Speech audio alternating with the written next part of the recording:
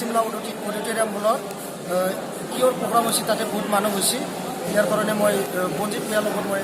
কিছুমান কথা পাতিম কিয়ৰ এনেকুৱা প্ৰগ্ৰাম হৈছে মই আলোচনা কৰিম আজি তাতে কি প্ৰগ্ৰাম হৈছে ইমানখিনি মানুহ হৈছে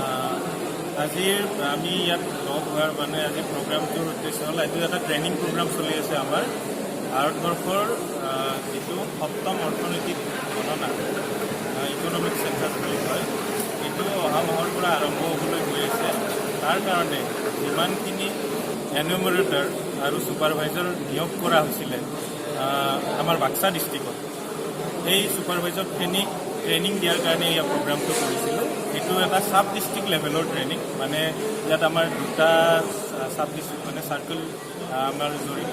চাৰ্কুলৰ যিখিনি ছুপাৰভাইজাৰ আৰু এনুমেৰেটৰ সেইখিনি ইয়াত গোটাই কিনে সিহঁতক আমি ট্ৰেইনিংটো দিয়াৰ ব্যৱস্থা কৰা হৈছিল আৰু সেই মৰ্মে আমাৰ আধা ট্ৰেইনিং প্ৰায় এতিয়ালৈকে শেষ হ'ল ইয়াৰ পিছত অহাকালি এটা আমাৰ গ্ৰাউণ্ড লেভেল ট্ৰেইনিং এটা হ'ব আৰু সেই ট্ৰেইনিঙৰ কাৰণে আমি আজি যিখিনি এনুমেৰেটৰ সেইখিনি মেইন যিটো থিয়ৰিটিকেল ট্ৰেইনিং সেই ট্ৰেইনিংখিনি আমি চেণ্ট্ৰেল গভৰ্ণমেণ্টৰ চেণ্ট্ৰেল গভৰ্ণমেণ্টৰ প্ৰজেক্ট ইয়াৰ আগত 2013 হৈছিল এইবাৰ আমি CSC কৰি আছোঁ কমন ছাৰ্ভিচ চেণ্টাৰ অৰ্গেনাইজেশ্যন এইটো মিনিষ্ট্ৰি অফ ইনফৰমেশ্যন টেকন'লজি তাৰপিছত ষ্টেটিষ্টিকেল যিটো মিনিষ্ট্ৰি অফ ষ্টেটিষ্টিকেল যিটো আছে সিহঁত একেলগে লগ হৈ কিনে গোটেই কামটো কৰি আছে গ্ৰাউণ্ড লেভেলত যিটো ফিল্ডত কাম কৰিব CSC তাৰপিছত নেশ্যনেল চেম্পল ছাৰ্ভে অৰ্গেনাইজেশ্যন জড়িত হৈ আছে ইয়াৰ লগত গোটেই ডিষ্ট্ৰিক্ট এডমিনিষ্ট্ৰেশ্যনো জড়িত হৈ আছে গোটেই বিষয়বস্তুটো কেতিয়া হ'ব এইটো ষ্টাৰ্ট হ'ব অহা মাহৰ প্ৰথম সপ্তাহতে ষ্টাৰ্ট হৈ যাব লাগে এইটো মাহৰ লাষ্টৰ ফালে আশা কৰিছোঁ ষ্টিল অহা মাহৰ প্ৰথম সপ্তাহত এইটো ছাৰ্ভে কৰিলে কি লাভ হ'ব এইটো ছাৰ্ভে কৰিলে দেশৰ যিটো অৰ্থনৈতিক গণনা বুলি কয় যিহেতু অৰ্থনৈতিক গণনা যেতিয়া আমাৰ গভৰ্ণমেণ্টে গম পাব দেশৰ অৰ্থনৈতিক অৱস্থা কেনেকুৱা গম পোৱাৰ পিছত যেতিয়া পিছত স্কিমবিলাক বা ইমপ্লিমেণ্ট কৰিব বা প্লেনিং কৰিব প্লেনিং কৰাত চৰকাৰৰ সহায়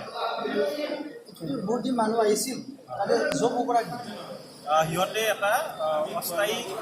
জব বুলি ধৰিলেও ভুল নহয় কমিশ্যন বেচিছ কাম এটা সিহঁতে পাব 2 মাহৰ কাৰণে ধৰক এমাহ 2 মাহৰ কাৰণে যিমান দিন হয় সেই ধৰণে সিহঁতে এটা কমিশ্যন বেছ কাম এটা কৰিব পাৰিব আৰু ইয়াত নিবনুৱাখিনি তাত জড়িত হৈ অভিজ্ঞতাও লাভ কৰিব পাৰিব লগতে কিছু টকা ইয়াত এটা ধৰি দিয়া আছে ঘৰৰ ছাৰ্ভেৰ বাবদ ধৰক 10ৰ পৰা 15 টকা এনেকুৱা দিয়া আছে আৰু কমাৰ্চিয়েল যিবিলাক দোকান পোহাৰৰ যিবিলাক ছাৰ্ভে কৰাৰ কাৰণে 20 টকা এটা ধৰি দিয়া আছে পাৰ হাউচ আজি চবত কিমান মানুহ হৈছে আজি 100ৰ ওপৰত হৈছে 120জনমান 150 Thank you.